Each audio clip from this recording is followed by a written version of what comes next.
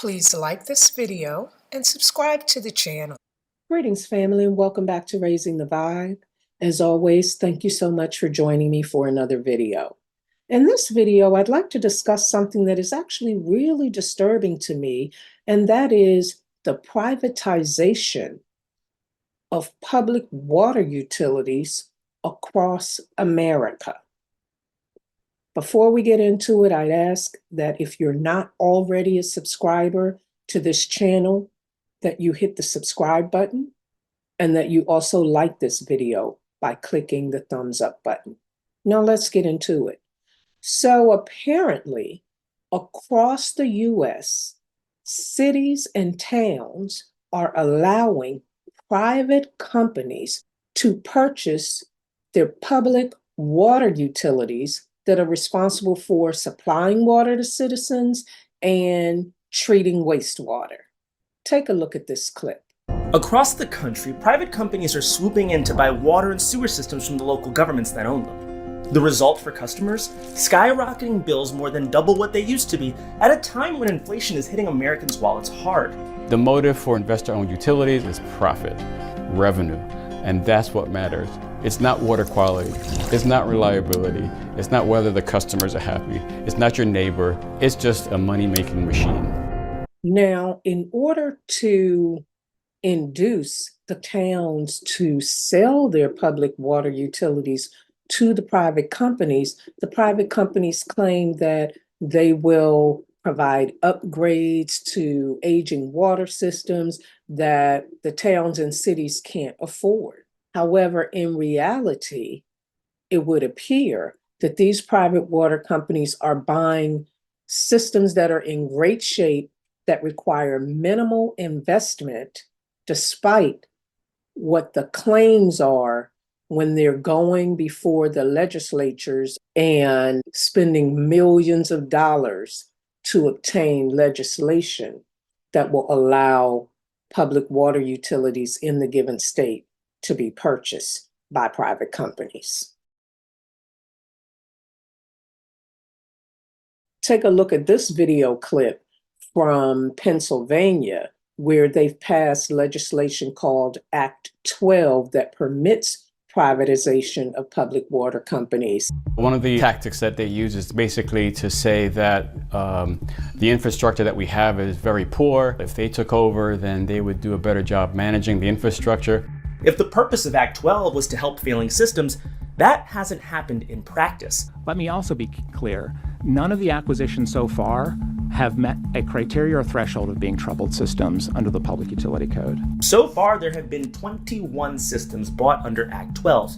They want to get well-run systems because it means that there's less money they have to put into it. And here's a video clip from a particular town in Pennsylvania that sold its public water utility to a private company, and it tells us how that's turned out so far.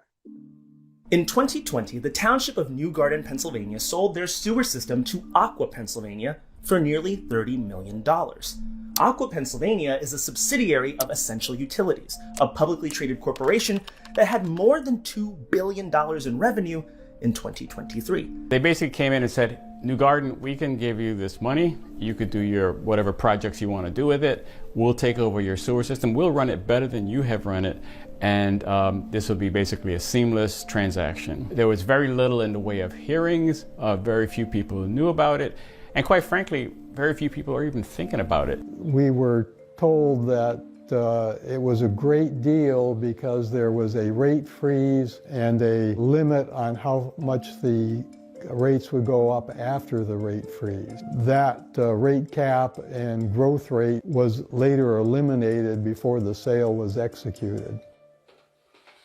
Everything looked about the same for maybe about 6 months to a year, but all of a sudden the rates went up. They started to double and triple, and when people started to see the bills, they basically started to call Aqua to say, why is my bill so high? My June 2022 bill for 13,000 gallons was $234.27. My very next bill, and this was when the rate increase had gone into effect, I used 1,000 gallons less, 12,000 gallons, and the bill was $413.33. You call Aqua's customer service line, they can't help you, they don't know what's going on. People feel frustrated that nobody is taking responsibility for what has happened. As it stands now, nearly 73 million Americans are having their water supplied by private companies. Environmental groups are characterizing this as our public water utilities being captured by the so-called elite, which I typically call the globalists or the international billionaires.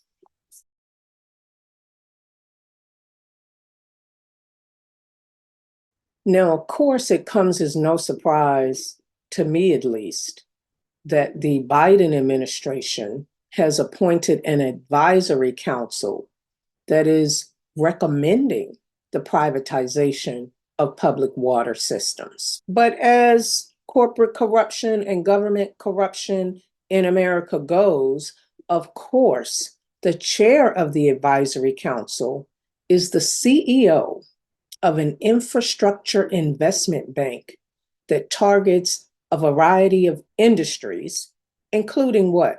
Water infrastructure.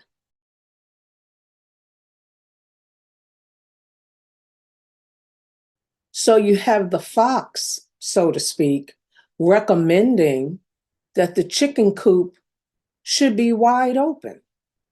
We're constantly seeing the corporate takeover of our government, which is constantly doing things that are against the interest of the American citizens. There is an organization called the Food and Water Watch, which points out the obvious, which is that President Biden should never have appointed an investment banker to chair an advisory council for the nation's infrastructure.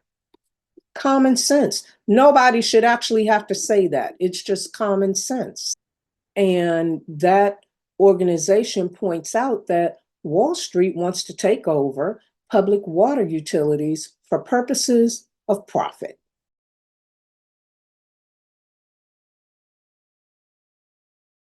Which is what all these corporations are doing, making record profit off of systems, industries, products that they consistently raise prices for without justification because the companies aren't struggling. They're making record profits.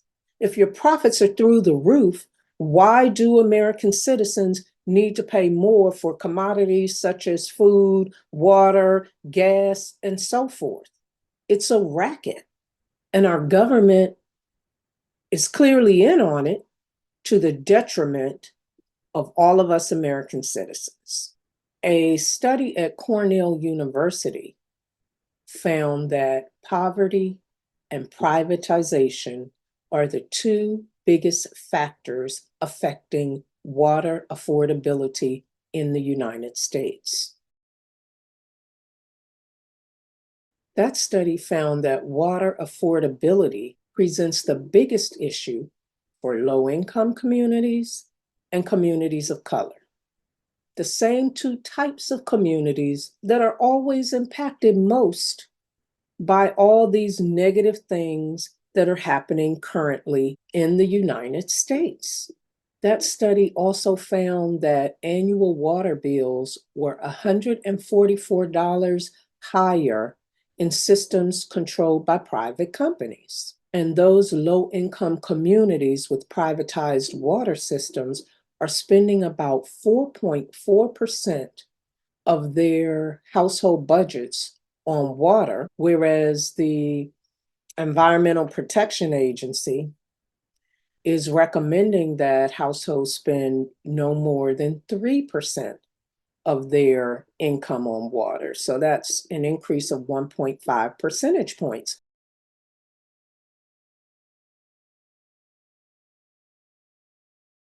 Which obviously can make a big difference in low-income communities that are already struggling with affordability of life, housing, food, gas, and now water too, among other things. Not surprisingly, that study found that some of the highest water bills in the country are in Pennsylvania and New Jersey, two of the states that have approved regulations that are more favorable to private water companies. And the researchers conclude that the study highlights the need for regulations that will protect ratepayers and ensure long-term water affordability. They point out that federal spending does not subsidize affordability programs for water, which is a basic human need, although we do have federal affordability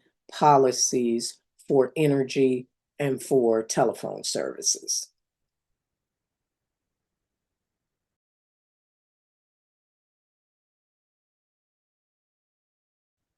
At the end of the day, America needs to do better by its citizens. I still stand by the video I made a little while back saying that we need to vote out every single politician that is in office at the federal, state, and local level, because they're not doing the things that we as American citizens want them to do, and they're doing things that are directly contrary to our interest. And until we make it clear that we don't care how much money corporations are putting in their pocket when they go against us, we're voting them out. Maybe they'll fatten their pockets knowing that at the end of the term they're out. But I think chances are we'll see some real changes in how the governments at all those levels are run when we start taking our power in hand and voting them out. I'm not even going to ask, as I usually do, what's your opinion on this particular video, because it's to nobody's advantage to have American public water utilities taken over by private operators that pretend they're going to invest in infrastructure, but make every effort to only buy systems that don't need infrastructure upgrades, and also pretend that rates will not greatly increase, that there will be caps and water will remain affordable, when after a short period of time, they hike up the rates and water becomes unaffordable. A basic human need, water. They already have us buying drinking water in toxic plastic bottles. Now they want to have the water that flows into our home. It's not just for drinking. We use our water that comes into our home to take showers and baths, to wash our clothes, to clean our houses, to use the bathroom and flush our toilets.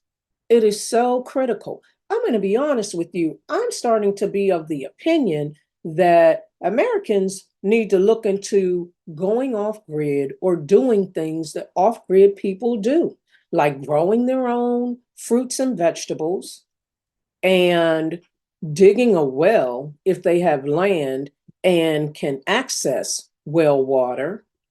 And if possible, if you have a home, consider putting up some solar panels and not feeding it into the grid, but using it to actually run your home and your appliances and other items in that home. Because America is just getting ridiculous in terms of how they're gouging consumers when corporations continue to make record profits. That's my opinion, family. And I'm going to end the video there. And until the next video, peace and love, love and light. Please like this video and subscribe to the channel.